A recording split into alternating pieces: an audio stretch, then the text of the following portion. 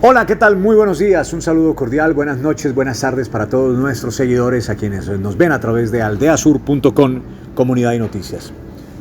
Hoy el invitado a este café con Aldea Sur es el ingeniero Gustavo Vega Orozco. El ingeniero Gustavo Vega Orozco ha sido parte de la trayectoria de formación, de educación en la zona sur del departamento de Huila, pero ha sido gestor además de empresa, ligado a su familia, a sus hijos, a toda una empresa que casualmente hoy estamos. Este escenario es un homenaje a Gustavo Vega Orozco. Allí están los libros que hacen parte de la historia de su formación en Rusia, en donde logró formarse como ingeniero agrónomo de la Universidad Estatal Amistad de los Pueblos de Rusia. Ingeniero Gustavo, bienvenido a Aldea Sur, bienvenido a este espacio. Bueno, Álvaro, muchas gracias por la invitación y pues qué bonito poder contar algunas experiencias de todos estos años vividos y compartidos con la gente, que es lo más importante. Conocer la vida de Gustavo Vega Orozco, es conocer la vida ligada a la formación local, a los campesinos, al contacto con la comunidad, a los estudiantes, porque ya casi completa 30 años, 25 años va a completar ya ligado al SENA, 24 años ligado al SENA, al Servicio Nacional de Aprendizaje, y a partir de esa labor nació EFASENA, la Escuela de Formación Agropecuaria y Sostenible del SENA, que es el nombre que marcó la idea de lo que es hoy el Tecnoparque Yamboro. Con él tuvimos la oportunidad de trabajar, yo como formador, también ahí estuvimos como docentes. Y hoy vamos a hablar como amigos en el marco de todo lo que ha pasado y la trayectoria de vida, de lo que ha sido esa experiencia para formarse como ingeniero agrónomo, formar a muchos y hoy dar testimonio de que mucha gente ha logrado avanzar y aporta a la región desde su óptica. ¿Cómo se ha sentido en esa visión, en ese trabajo, ingeniero? ¿Cómo ha sido esa historia? Bueno, la historia es una historia, después de que han pasado tantos años, y uno se pone como a recoger lo vivido y lo aportado, pues es interesante. Interesante en el sentido que pues tuve la gran oportunidad de irme a estudiar.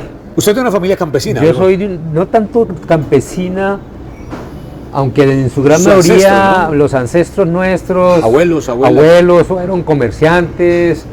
Algunos todavía viven en la zona rural, pero paradójicamente no, en mi infancia no estuve dedicado a los temas de las labores agropecuarias. Ajá. Sino que vi y alguien me orientó en la familia que se estaba graduando como ingeniero agrónomo, sí, un familiar, y cuando yo hablaba con él, porque uno cuando está estudiando en el bachillerato pues todavía no sabe para dónde va y qué es eso de enfrentarse a la vida. Sí. Tuve la oportunidad de hablar con él y me pareció supremamente interesante lo que planteaba, la importancia de la producción de la comida, y que la comida era fundamental pues, para el mundo, para las personas, y que cada día iba a crecer más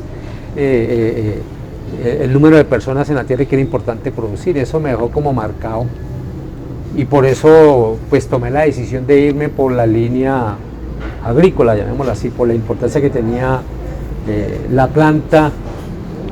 plantas en transformar algo maravilloso, que es coger la energía solar, ajá, el agua, el CO2, y convertirla en una energía química, y esa energía química se va a convertir en algo que todos los días usamos. Usted desde muy niño escuchó eso y dijo, no, yo voy a estudiar como ese tema de ingeniería agrónomo, sí, de ser ingeniero agrónomo, porque me conecta con el campo, con la naturaleza, con el medio ambiente, con las plantas, con la energía eólica, con el viento, con la energía solar, sí, con todas esas cosas, como que le llamó la atención. Me llamó la atención, y además la visión y el acompañamiento que tuvo mi padre, ¿Había una conexión social? Había una conexión social, bastante social. Era de apoyar, de solidaridad. De solidaridad de la gente. Mi papá fue un líder social, trabajó mucho con la gente, con el campesino, siempre mirando cómo era de importante su labor y que a veces no era compensada. Siempre ha estado la inquietud Siempre ha estado la inquietud ahí. De que el campesino no ha sido compensado. No ha sido compensado y entonces esa relación social me parece que también marcó. ¿Estudió bachillerato dónde? Yo soy de bachillerato, soy egresado del Colegio Nacional de Colegio Nacional de Pitalito. Promoción año 78. Su familia maneja el tema de relojería también, ¿no? Sí.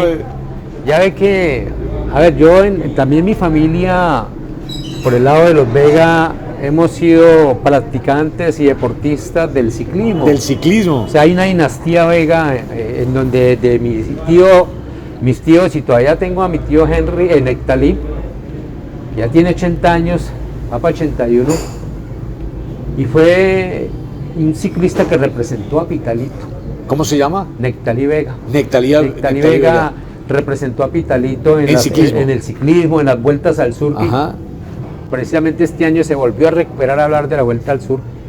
Y Nectalí representó junto con otros laboyanos en correr una Vuelta al Sur por allá en los años 71, 72, 73, cuando llegaron las primeras vueltas al sur a Pitalito en los años 70. Claro, 75, hace 46 años. Cuando esto era destapado de Garzón a Pitalito y Pericón era más difícil. Pericón era más difícil. Entonces, hay un tema también deportivo que nos marcó, de disciplinas.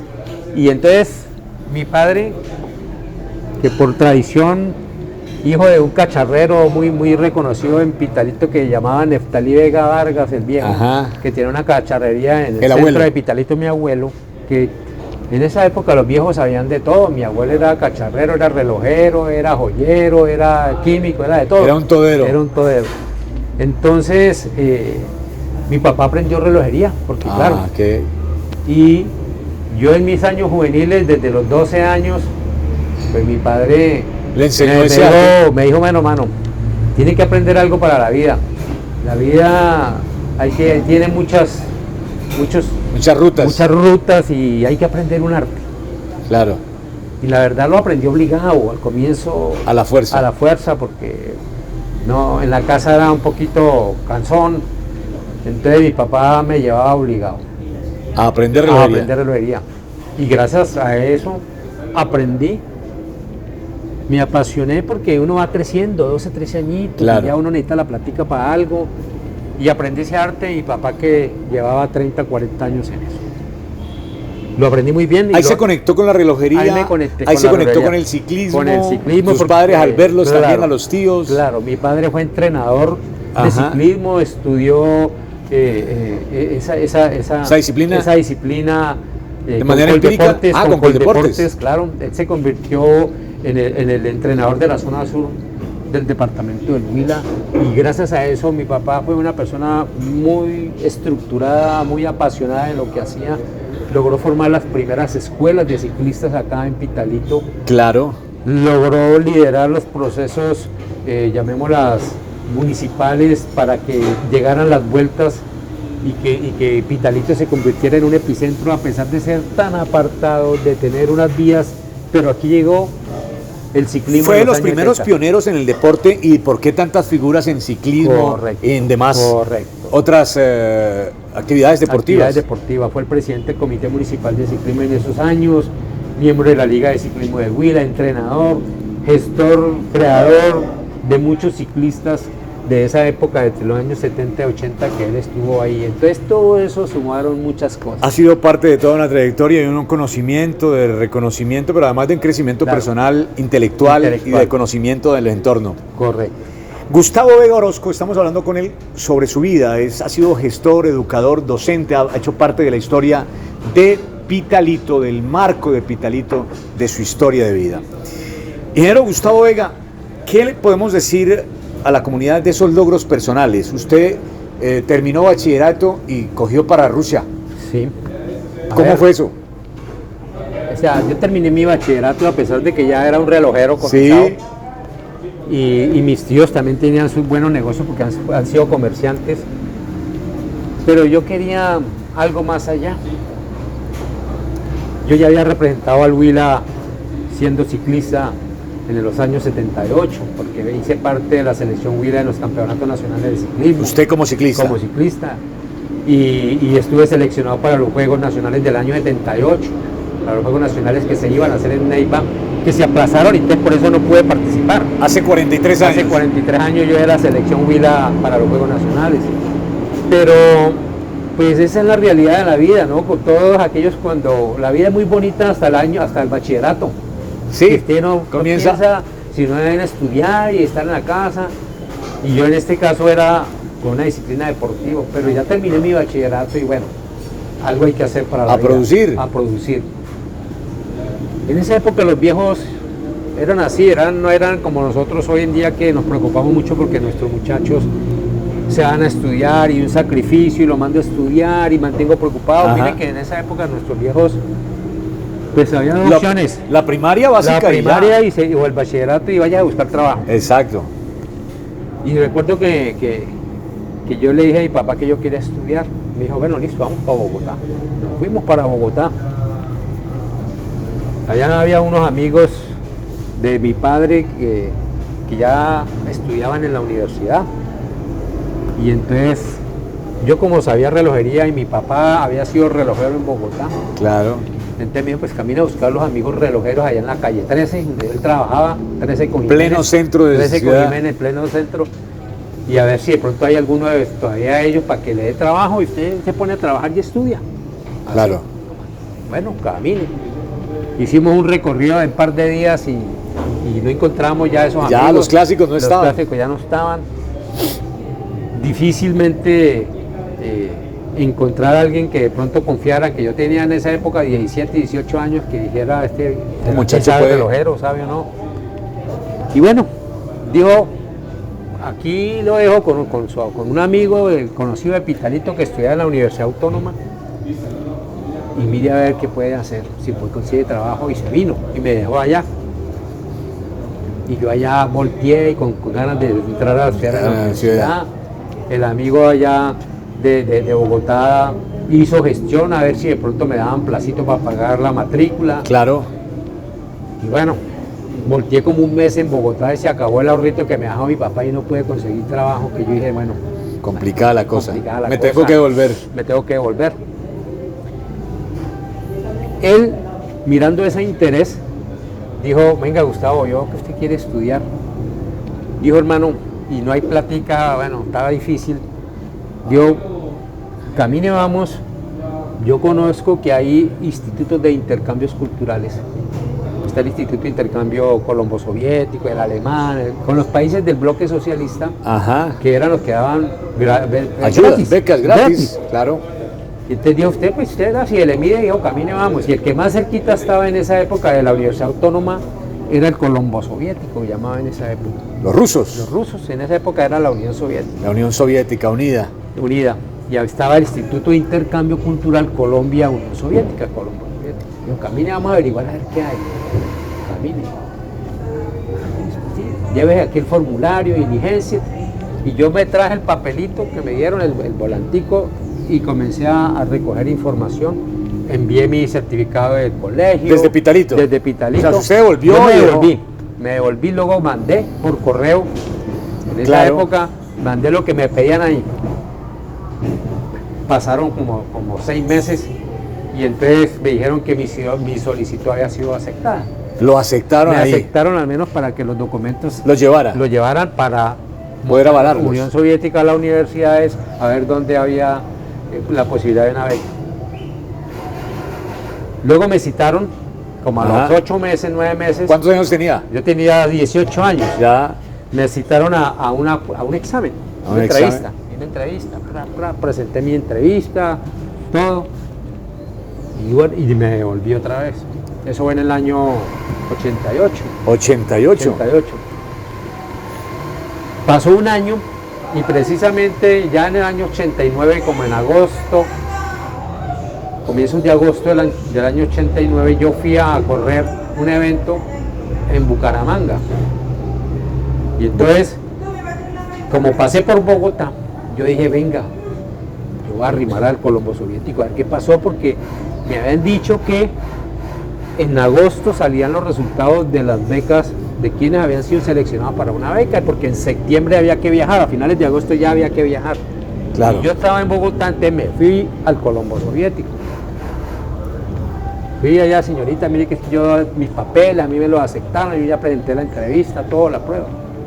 Me dijeron, sí señor, vaya, allá hay una cartelera, ahí están publicados las 25 personas que se ganaron la beca. Y ahí está usted. Y yo me fui, ahí estaba yo. ¿Usted feliz? No, pues frío. Frío, digo. O sea, no, claro, me tocó irme para Rusia. O sea, a pesar de que no, pero ya eso es una vaina. De miedo, ¿no? De miedo, pues. sí, pues, pucha, bueno. Pero bueno. Llegó, estoy. se vino de Bogotá, le comentó a su papá. Llegué y me vine a mi papá, mire que pasé y la beca, y resulta, bueno, ¿y qué le piden? No, pues tengo que tener pasaporte, pasado judicial, primero el pasado judicial, pasaporte. Y comenzar a hacer esas vueltas, porque era difícil en esa época. Muy difícil. Ir a Bogotá era una cosa. No, y además. Económica. Y económica y muy demorado. Y no tenía tiempo, porque ya era como 15 de agosto. Y tenía que estar en Bogotá el 27 de agosto con maleta y con todo. Tocó con que ir pasaporte, con todo. Y entonces mi papá, bueno, a correr para Neiva. A sacar el pasado judicial primero. A pedirle el favor a los amigos. Que se demoraba como 15 días sacar un pasado judicial para luego el pasaporte. Claro. Y entonces fui al DAS, que en esa época era. Y entonces, bueno, ¿y usted para qué necesita un pasado judicial? No, que estoy acá el pasaporte, ¿y para qué? No, pues que voy para Rusia, no. ¿Por qué va para Rusia? No, eso es un lío. Entonces, no, que por ahí entre 8 días se demora. El puro pasado judicial. Y a canalizar esfuerzos de su papá. Y entonces mi papá a moverse con los amigos de la asamblea. Claro, lo político.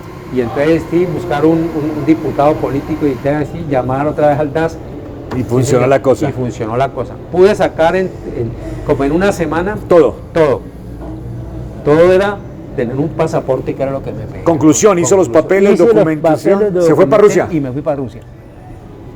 ¿Estudió cuántos años en Rusia? Estudié 6 años estudiando. ¿Aprendió esto? Aprendí ruso aquí. Estos son sus libros, Estos son parte de mis libros que utilicé, consulté, los leí para preparar mis exámenes y por eso... Esta es un homenaje a su vida. Es un homenaje de parte de su hijo. De parte de mi hijo, que le ha denominado el Rincón del Ruso. El Rincón del Ruso. El ruso, que hemos querido también decorarlo aquí con unas cositas que estamos buscando también, porque yo todavía conservo algunas cosas, ¿no? Muy pocas, porque pues uno cuando ya...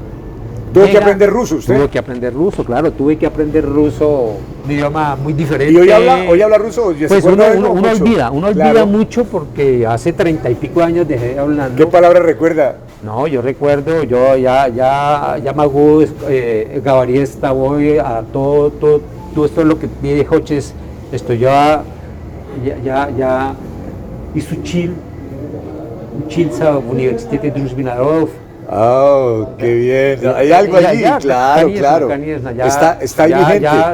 Yo recuerdo, o sea, la estructura está en la cabeza, falta práctica, uno olvida palabras. Y cuando te encuentras con un ruso, puedes escucharle y hablar con él.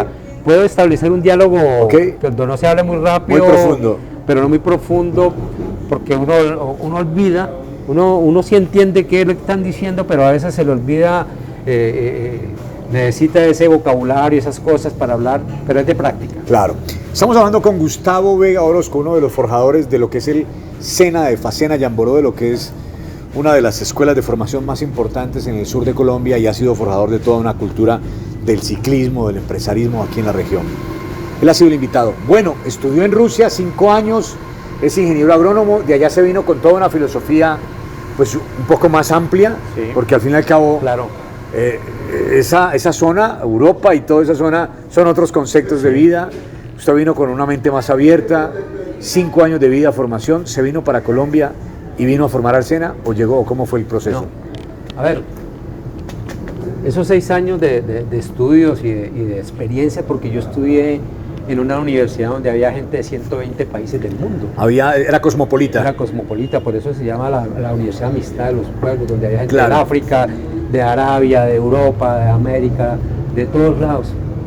¿Usted se fue un Gustavo y llegó otro? Sí, total, porque me fui lógicamente siempre con un sueño, con unas aspiraciones de aprender y de regresar a mi pueblo, porque yo me había podido quedar. Claro.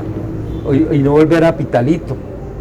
Me había podido quedar en esa zona, en Bogotá, otra zona o en otra parte. Tuve la oportunidad de quedarme, pero no. Yo quería regresar a mi pueblo. Yo dije, tengo que regresar a donde crecí, a donde tenía mis padres. Claro. Y por eso regresé. Entonces, el regreso y esos 6 años, cuando uno ya se gradúa, porque la formación es muy interesante en esa Unión Soviética. Yo estudié en Moscú. En Moscú, en donde queda la sede de la Universidad Amistad de los Pueblos, en la Facultad de Ciencias Agropecuarias de Moscú, de la universidad. En la Plaza Roja. En la Plaza Roja, yo vivía a 5 minutos de la Plaza Roja, era la sede de donde estudiábamos. Allí vivíamos, compartíamos los físicos, químicos, matemáticos, agrónomos y veterinarios. Ahí vivía todo ese... filosofía leninista marxista. No, ya ve que no, ya ve que la universidad tuvo una cosa bien interesante. No. Porque ellos ya habían solucionado su problema. Claro. Ellos estaban haciendo un ejercicio y yo tuve la fortuna de llegar en el año 80 a estudiar y regresarme en el año 86. ¿Usted vio la transición? Vi la transición. Ah, ok. Cuando yo llegué a estudiar... El derribamiento del muro de Berlín. El ícono del socialismo era Brezhnev, la avenida Brezhnev. Y como a los 2 años, se murió como en el 81, 82, se murió Brezhnev, que era lo máximo después de la posguerra y todo ese cuento de la Segunda Guerra Mundial. Brezhnev como líder de ese sistema. Y se murió Brezhnev. Y luego subió Chernenko. Y luego subió Andropov, que todos se murieron. Ya. Y al final, cuando ya en el año 85 estaba Gorbachev, que fue el que habló de la perestroika, el hombre de la transparencia, de la glasnost, que es en ruso la glasnost, que es la transparencia y la perestroika. Claro. Usted mire que vive una transición. Usted vio los cambios de visión, de filosofía, de conceptos, de lo que se quería. La apertura, ¿no? La apertura, correcto. Que yo la verdad le digo, si hubiese estado en el año 89, 90, cuando ya se cayó el muro, yo me hubiera quedado. Claro, seguramente. Seguramente. Pero había mayores opciones, mayores oportunidades. Había más oportunidades, porque en ese momento había un compromiso muy grande entre los dos gobiernos, Colombia y Unión Soviética. El hombre que tenía el lunar aquí, ¿no? Sí. El compromiso que adquiría la universidad con Colombia era que usted estudió y vuelva se vuelve y se me retorna. A replicar. Ya lo pongo otra vez en el aeropuerto en Bogotá. Claro, a replicar toda esa información. A replicar y no se me puede quedar porque hubo muchos colombianos y muchos extranjeros que preferían venirse en barco y se quedaban en los puertos y no regresaban, y eso generó problemas. Entonces eso se acabó. Era inmediatamente usted por allá la semana de haber terminado, haberse graduado.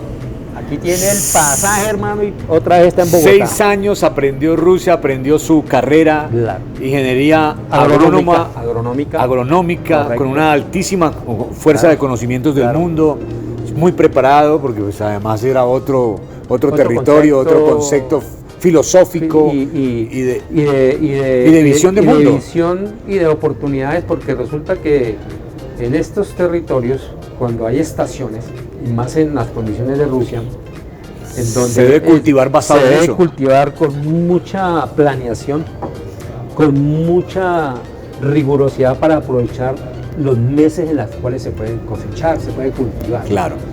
Bien, terminó todo ese proceso, se educó. Este es un homenaje. Estamos aquí en Sensory, que es una tienda que ha sido forjada, ligada al empresarismo de su hijo, que usted ha motivado, ligado al café, ligado a la formación, al ciclismo, y que hoy en este escenario hemos podido visualizar a Gustavo Vega Orozco.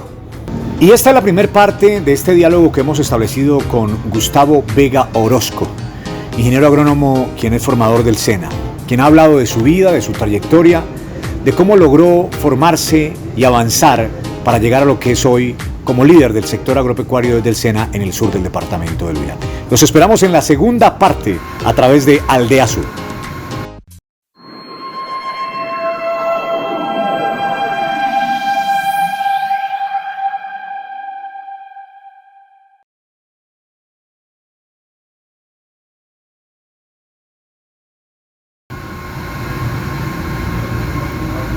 Y bienvenidos, vamos a continuar con Gustavo Vega Orozco. Él es el líder de la formación del agro ligada al Servicio Nacional de Aprendizaje SENA, quien hoy hace parte de ese trabajo tan importante para nuestra región. Él es el invitado. ¿Cómo ha sido su formación, su vida, su trayectoria? Con él avanzamos y él es el invitado de nuevo en esta segunda edición de este espacio, tomándonos un café con Aldea Sur. Listo, entonces ya hay los partes en 2 bloques. ¿Está claro? Sí. Sí, ya ahorita ya. Pin, segundo lo conecto.